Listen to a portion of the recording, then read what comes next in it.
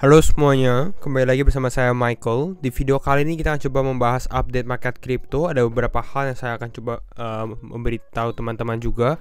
Berikut juga nanti kita akan membahas tentang price action mengenai beberapa crypto juga. Dan kita menunggu momen besar untuk crypto, dan saya rasa mungkin momen ini akan terjadi dalam 24 jam ke depan gitu ya. Kenapa? Nanti kita juga akan bahas di video kali ini ya. Jadi kalau misalnya teman-teman suka video ini, jangan lupa untuk share videonya, like ataupun subscribe, dan kita akan langsung masuk aja ke dalam pembahasan. Just for the update, kita bisa lihat market relatif masih lebih ke arah sideways, belum terlalu banyak pergerakan. Bitcoin sisi positifnya adalah dia tetap stabil di area 16.800 ya. Beberapa altcoin memang mengalami kenaikan ya. Kita lihat dari sini ada Helium, Kava, XEC, Shiba yang nanti akan kita sedikit bahas mengenai Shiba Inu. Ya, tapi market relatif lebih ke arah sideways. Altcoin mulai sedikit mengalami pullback seperti yang kita bahas di video kemarin, di mana altcoin mulai naik, dan kita membahas bahwa altcoin mulai naik ini belum artinya bullish gitu ya, belum condong ke arah bullish, dan mungkin pullback bisa terjadi. Dan memang hari ini market relatif beberapa altcoin ada sedikit pullback juga yang kita bisa lihat dari sini, sedikit mengalami koreksi ya. Bagaimana dengan Fear and Greed? Fear and Greed kita di level 29, masih fearful gitu ya. Kita coba update beberapa berita, belum terlalu banyak berita baru. Berita baru yang ini yang cukup penting ya, yaitu adalah judge ya, hakim grant Celsius Network ownership rights to $4.2 billion in customer crypto deposit. Jadi crypto customer seperti kita, misalnya retail investor yang ditaruh di Celsius misalnya seperti itu sekarang dipunyai oleh Celsius secara law gitu, secara hukum gitu. Ini di grant, jadi diberikan aksesnya. Nah, ini makanya seberapa pentingnya untuk teman-teman mulai atau harus belajar mengenai cold wallet gitu ya, seperti mungkin Ledger ataupun yang kita sempat bahas juga. Kita sempat bahas hal ini di 6 pelajaran di kripto tahun 2022. Teman-teman bisa cek di sini. Salah satunya adalah dipindahkan ke dalam cold wallet. Itu sangat wajib, apalagi kalau teman-teman mungkin yang memang lebih karena untuk investasi. Jangan taruh di dalam exchange, karena kita bisa lihat exchange maupun exchange top yang besar pun bisa crash, istilahnya seperti FTX. Jadi di sini seberapa pentingnya ya kalau teman-teman punya funding seperti ini. Kita ingatkan bisa menggunakan Ledger ataupun Trezor. Saya pribadi menggunakan Ledger gitu ya. Berpartnership juga gitu. Jadi kalau misalnya teman-teman gunakan code saya, mungkin bisa mendapatkan diskon juga gitu ya. Ada di deskripsi ya kodenya. Bukan promosi. Kita bisa lihat juga di sini ada Shibarium Network ya. Ini Shiba, mengenai Shiba. Kita tahu Shiba ini awalnya bisa dibilang seperti meme coin ya. Shiba Inu atau SHIB. Tapi saat ini kita bisa lihat mereka mulai membuat utility yang lebih mengedepankan fundamentalnya gitu, mulai dari network, mulai dari gamingnya. Dan saat ini mengenai Shibarium Networknya sendiri, dia membahas gitu ya. As we approach the launch of the upcoming Shibarium Beta Network ya, mendekati launchingnya Shibarium, we first would like to start by thanking the Shiba community for bringing such energy and excitement surrounding the upcoming phase introduction. Jadi lebih karena mereka mau berterima kasih lah kepada komunitasnya. Dan memang komunitas Shiba saya rasa adalah komunitas yang loyal, dan memang mereka punya masa yang banyak juga. Mungkin salah satu teman-teman juga adalah Shiba Inu supporter gitu ya. Lalu di sini dia membahas penggunaan Bone ya. Bone is and remains the only token selected for gas fee and use. Jadi di sini makanya saya rasa ekosistem Shiba, karena Shiba ini kan ada beberapa tokennya juga, ada SHIB, ada Bone. Ya ini bakal mendapatkan utility yang ada, dan mungkin dengan adanya launch Shibarium ini bisa dibilang ada potensi untuk price dari Shiba ini mengalami kenaikan juga. Saat ini Shiba ya kita bisa lihat dari tweet ini, Shiba menjadi salah satu kripto yang memang mengalami kenaikan 3,7%. Nanti mungkin kita akan bahas secara teknikalnya. Nah, kita akan bahas sekarang mengenai Bitcoin sekilas saja. Kalau teman-teman bisa lihat dalam beberapa jam terakhir, kita bisa lihat juga ini price kembali lagi mengalami sideways movement gitu ya, belum terlalu banyak pergerakan. Nah, kenapa tadi di awal video saya membahas bahwa kemungkinan price atau harga mungkin bisa mulai bermain lagi gitu ya, atau mungkin mulai ada volatile lagi, yang akan kita bahas salah satu skenario-nya. Dikarenakan kalau teman-teman lihat dari economic calendar di sini, besok ya, besok ini ada yang namanya NFP atau non-farm payrolls, dan NFP ini biasanya dapat menggerakkan market gitu ya. Non-farm payrolls itu apa? Nah, di sini kita sedikit zoom ya. Non-farm payrolls ini mengukur perubahan the number of people employed during the previous month. Jadi berapa banyak sih orang yang dipekerjakan gitu ya, mendapatkan job ya, kerjaan gitu ya. Tapi ini excluding the farming industry, makanya non-farm ya. Farming nggak ada ya, karena ya di Amerika mungkin farming menjadi salah satu yang cukup mudah mungkin untuk mendapatkan pekerjaannya, makanya di sini di exclude gitu ya. Dan artinya apa? Simple. Kalau kita forecastnya di sini 200.000. Jadi kalau misalnya kita lihat actualnya di atas 200.000, artinya lebih banyak orang yang mendapatkan pekerjaan ya. Kalau lebih banyak orang mendapat pekerjaan, jadi sebenarnya ekonominya belum begitu terdampak, dan ini menjadi bullish atau menjadi positif terhadap dolar gitu ya. Yang kita mau sebenarnya adalah actualnya ini di bawah forecast gitu, mungkin 190.000 atau 180.000 atau mungkin mendekati 200.000 gitu ya. Itu mungkin masih bisa ada sedikit positif terhadap market kripto juga gitu ya, kalau kita lihat dari forecastnya, karena ini ada efek ke dalam suku bunga, inflasi, dan lain-lainnya.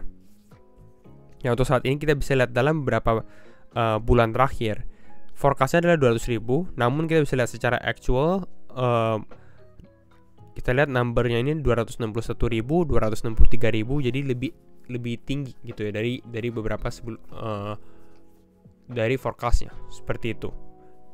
Kita bisa lihat sekarang secara teknikal bagaimana untuk Bitcoin gitu ya. Kembali lagi, disclaimer on and do your own research, karena setelah keputusan tetap di tangan teman-teman. Mungkin kita lihat beberapa hal ya. Kita lihat di Desember 2. Apa yang terjadi di Desember 2 gitu ya. Kita lihat one day.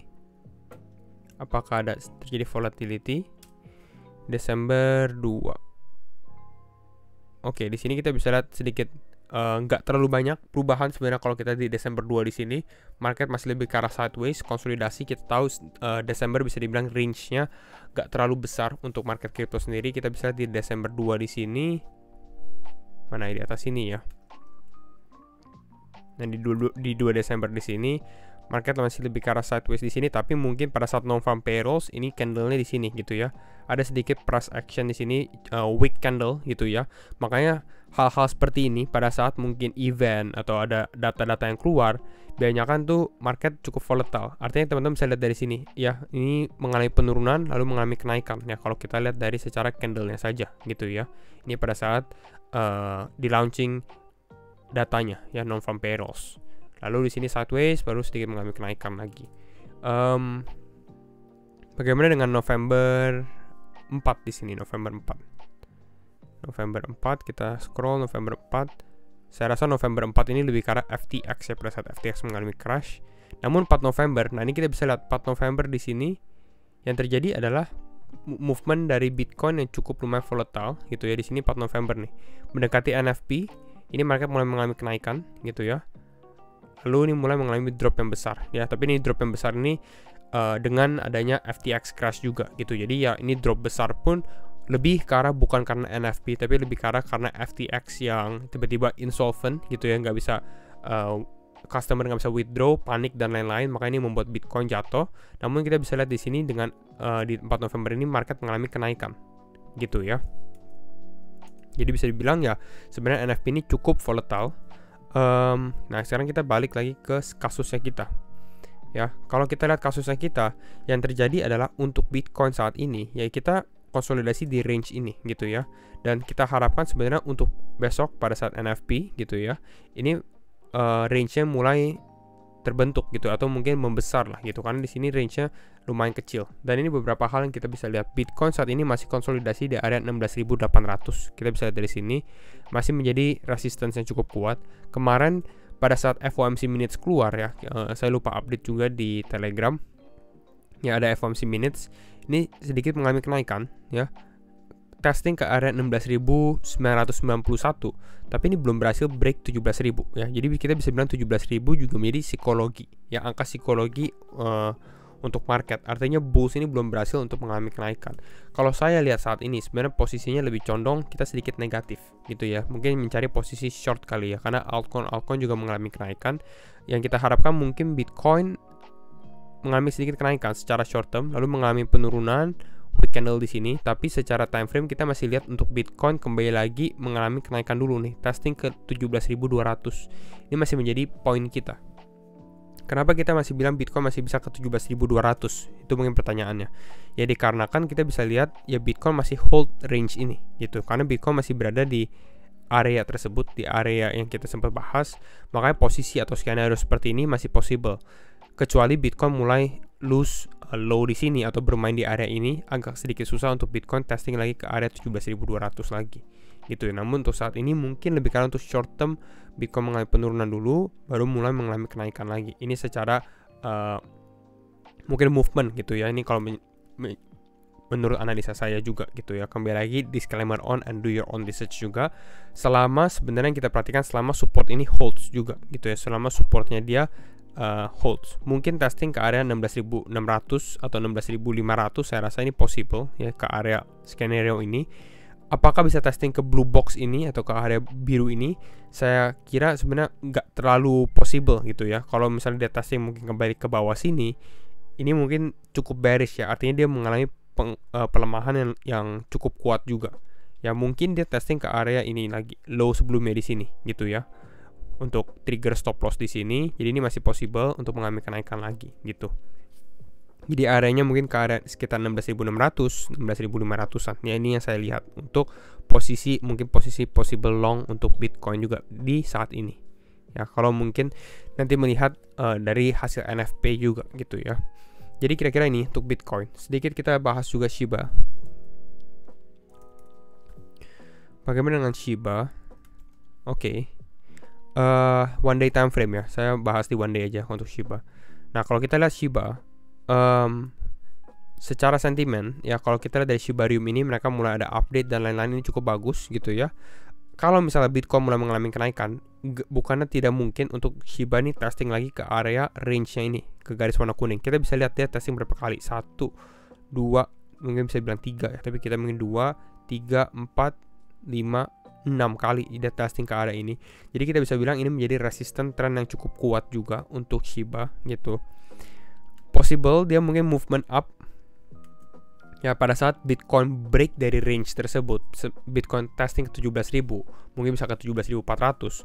Altcoins mungkin bisa mulai ada potensi strong movement juga. Jadi kalau kita lihat Shiba testing ke area ini, ke area ini, kita kasih ke angka ini mungkin 0,001009 gitu ya.